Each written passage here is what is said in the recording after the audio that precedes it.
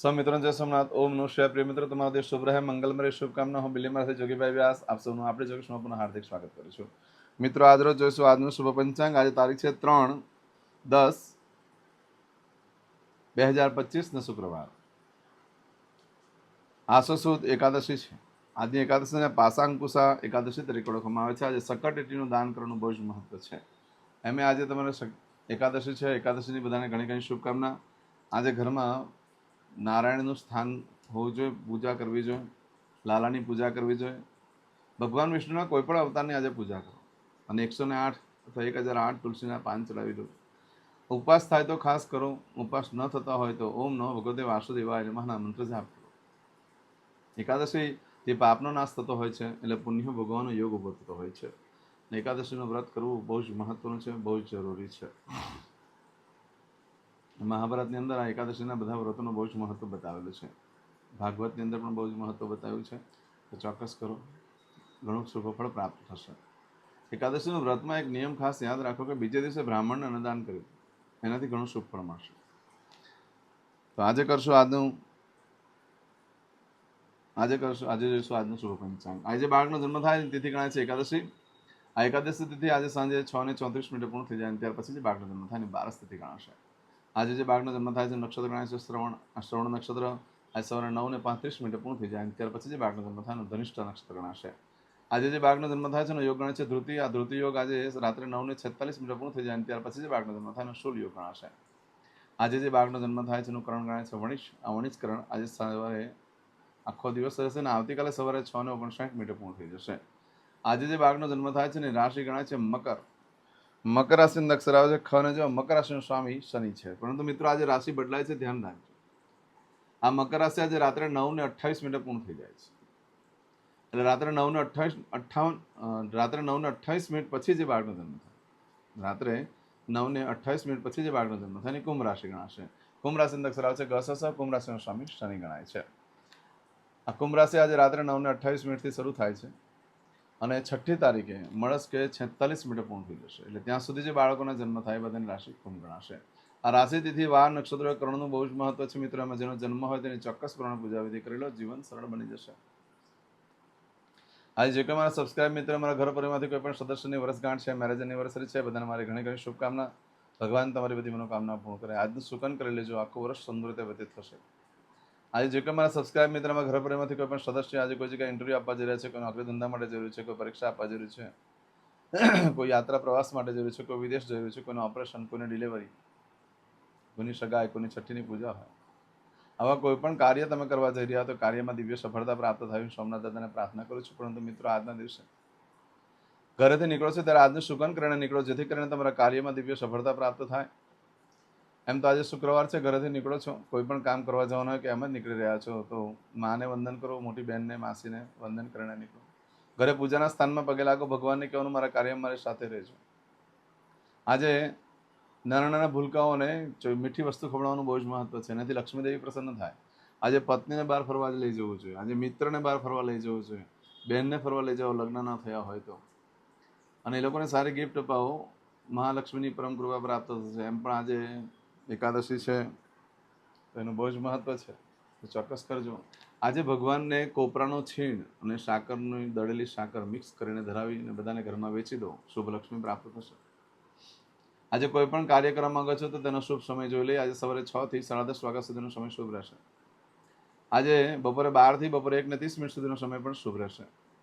એ જ રીતે આજે સાંજે 4:30 થી સાંજે 6 વાગ્યા સુધીનો સમય પણ શુભ રહેશે. રાત્રે 9 થી આવતીકાલે રાત્રે 9 થી રાત્રે 10:30 વાગ્યા સુધીનો પણ સમય શુભ રહેશે. અને રાત્રે 12 થી આવતીકાલે મળસ્કે 4:30 વાગ્યા સુધીનો પણ સમય શુભ રહેશે. આ સમયગાળા દરમિયાન તમે કોઈ કાર્ય કરો છો તો કાર્યમાં તમને દિવ્ય સફળતા પ્રાપ્ત થઈ શકે છે. પરંતુ જો મિત્ર આજે તમારી કોઈ વસ્તુ ચોરાઈ ગઈ, ખોવાઈ ગઈ, તો 15 દિવસમાં મળે, બાકી શક્યતા ઓછી. પણ આ સમયગાળા દરમિયાન તમે કોઈ પણ કાર્યનો આરંભ કરી દો, ખરીદી કરી દો, વેચાણ કરી દો, ઉત્તમ દિવસ છે. સારી સફળતા પ્રાપ્ત થઈ શકે, એવી સફળતા મળે કે લોકોને તમારી પ્રત્યે ઈર્ષા આવે. તમે આજે જે કાર્યનો આરંભ કરો એમાં તમને સુખ શાંતિ મળે, માનસિક પણ શાંતિ, શારીરિક પણ શાંતિ અને આર્થિક પણ શાંતિ મળે છે. આજના દિવસે કાર્ય કરવું બહુ ઉત્તમ છે. આજે ઇન્ટરવ્યૂ આપવા માટે પણ શ્રેષ્ઠ. આજે કોઈ પણ જે કંપનીના બધાના એડવર્ટાઇઝ કરતા હોય છે, માર્કેટિંગ કરતા હોય છે, એ લોકો માટે પણ શ્રેષ્ઠ દિવસ છે. આજના દિવસે કોઈની પર પ્રભાવ પાડવા માટે ઉત્તમ દિવસ છે, કરી શકો છો. ઇન્ટરવ્યૂ આપો, સફળતા મળવાની શક્યતા વધી જશે. પછી વિદેશનું ઇન્ટરવ્યૂ હોય કે નોકરી જવાબનું ઇન્ટરવ્યૂ હોય, સરસ ફળ મળશે. આજે નવા વસ્તુ ધારણ ન કરશો, ન તો આંખમાં કાણું પડી જાય, કચરું પડી શકે, આંખનો ખૂબ દુખાવો થાય, ડૉક્ટર પાસે પણ જવું પડે. આવું બધું જે ફળ છે આજે સવારે 9:35 સુધીમાં તમને મળે.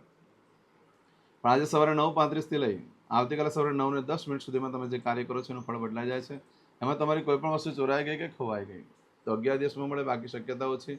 આ સમયગાળા દરમિયાન નવ યંત્ર ખરીદી કરી શકો છો. યંત્ર પ્રથમવાર ચાલુ પણ કરી શકો છો. આજે પશુ ખરીદવા માટે પણ ઉત્તમ, આજે કોઈ પણ વસ્તુની ખરીદી કરવા માટે ઉત્તમ છે.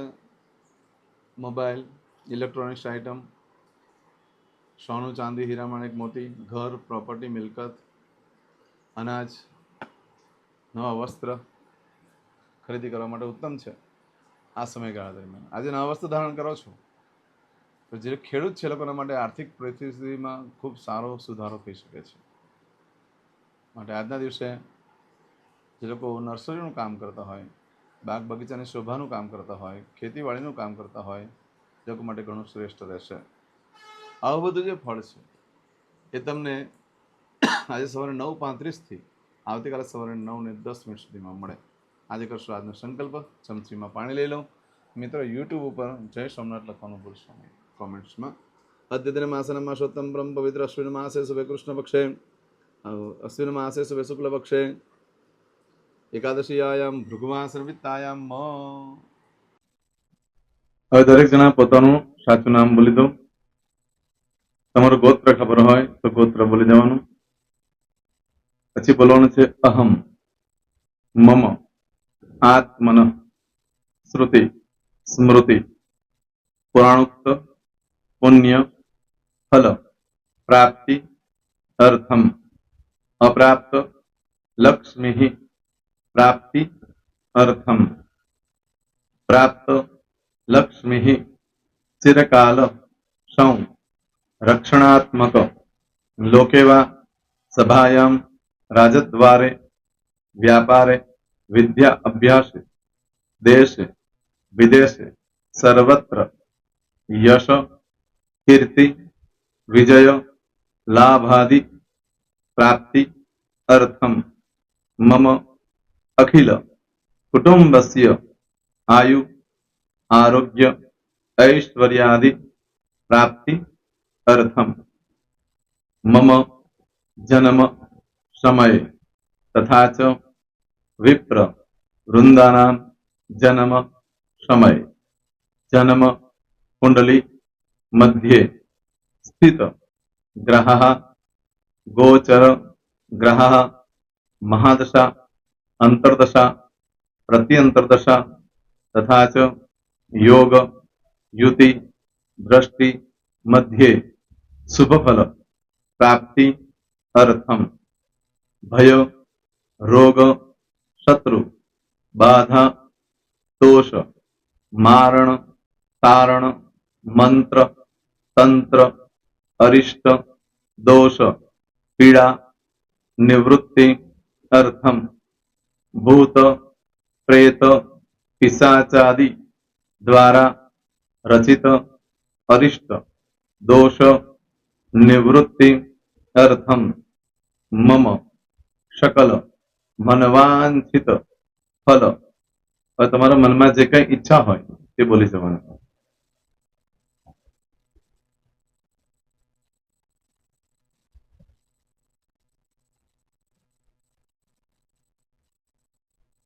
બોલવાનું અનુસારત સકલ મનવાંછિત ફલ પ્રાપ્તિ અર્થમ.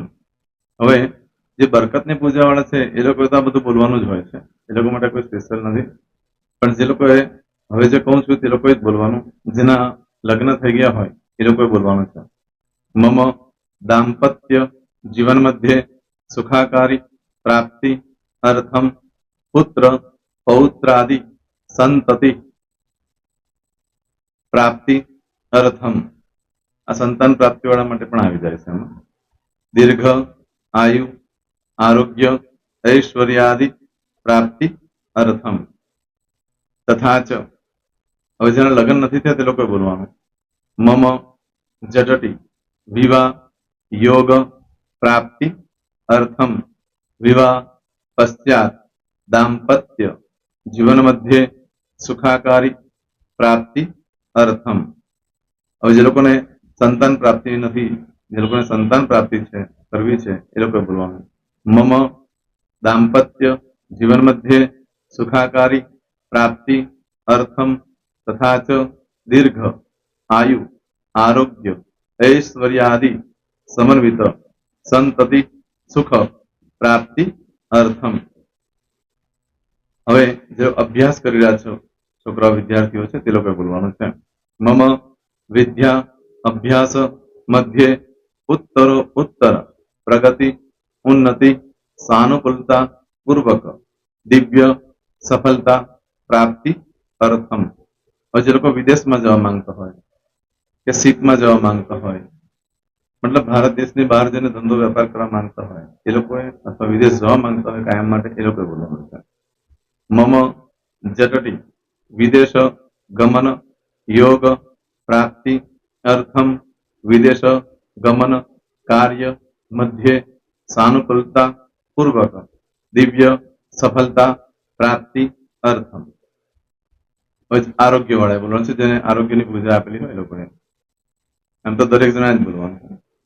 બોલો મમ આયુ આરોગ્ય ऐश्वर्यादि प्राप्ति अर्थम।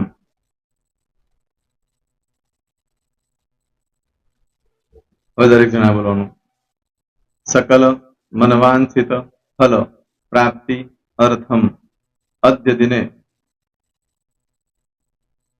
प्रधान देवतानां नित्य दिन अनुसारतः पूजन अर्चन कर्मणि अहम करिष्ये। पाणीवाળી થાળીમાં પાણી મૂકી દેવાનું છે।